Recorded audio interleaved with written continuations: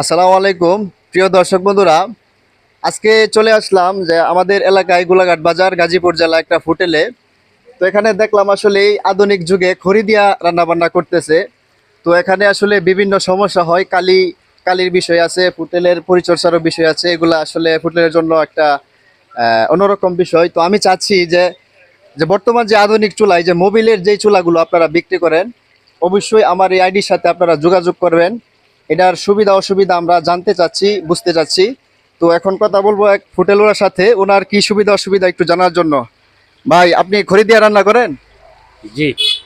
আচ্ছা, ঠিক আছে। তাহলে আপনার খড়ির যে অসুবিধাটা, এখন যদি মোবিলের চুলাটা হয় কিরকম হয় আপনাদের? খরিদা রান্না করলে তো ধোঁয়া উড়ে, কালি ভরে। আচ্ছা আচ্ছা, খরিদা নানান সমস্যা হয় আর কি।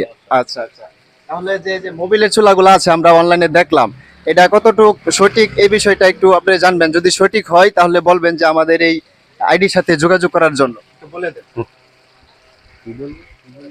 আইডির সাথে। হ্যাঁ, যে চুলাগুলি আসলে কিরকম হয়, আপনাদের চুলাগুলি কিরকম হয়, আমাদের এই আইডির সাথে আপনারা যোগাযোগ করবেন।